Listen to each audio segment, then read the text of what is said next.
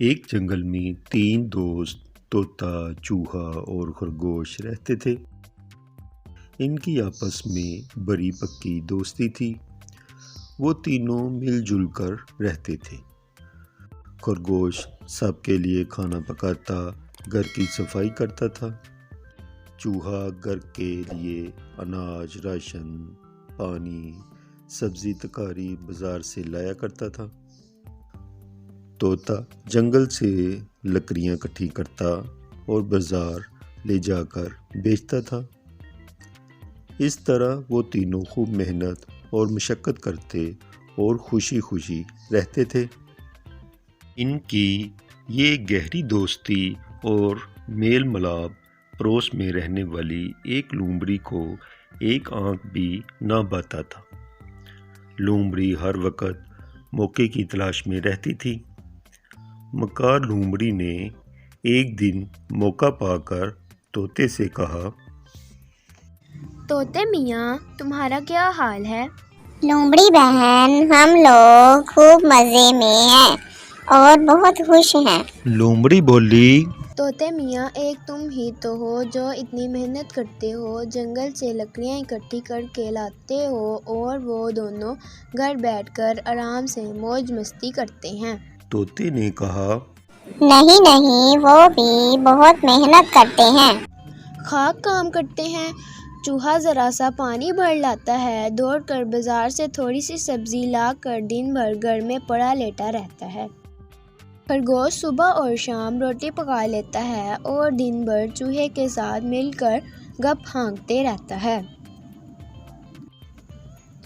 بس طوطے میاں، تو بے وقوف ہے جو دن بھر مارا پھرتا ہے، جنگل سے لکڑی کا گٹھا بنا کر لے جاتا ہے، اسے بیچ کر پیسہ لاتا ہے، تجھے تو سارا دن کام کرنا پڑتا ہے۔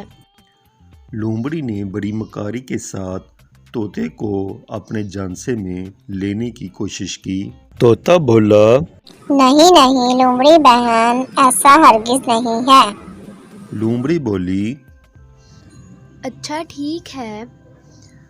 اتنا بول کر لومڑی اپنے راستے چلی گئی اور طوطا لکڑیاں لینے جنگل کی طرف چلا گیا۔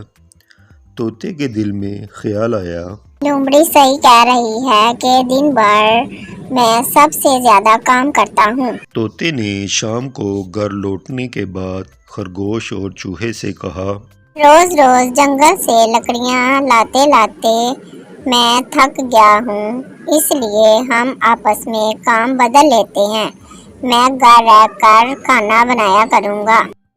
چوہے اور خرگوش نے جب یہ انوکھی بات سنی تو بہت حیران رہ گیا۔ پہلے تو ان دونوں نے طوطے کو منانے کی بہت کوشش کی۔ جب وہ نہ مانا تو پھر چوہے نے کہا، ٹھیک ہے، میں ہی جنگل سے لکڑیاں لے آیا کروں گا۔ دوسرے دن چوہا لکڑیاں لانے جنگل چلا گیا۔ شام ہو گئی لیکن چوہا گھر واپس نہیں آیا۔ خرگوش کو بہت فکر ہوئی۔ خرگوش نے طوطے سے کہا، چلو طوطے میاں، چوہے کو جنگل میں تلاش کرتے ہیں۔ طوطا بولا، تم گھر پر ہی رہو، میں خود جا کر دیکھتا ہوں کہ چوہے کو دیر کیسے ہو گئی۔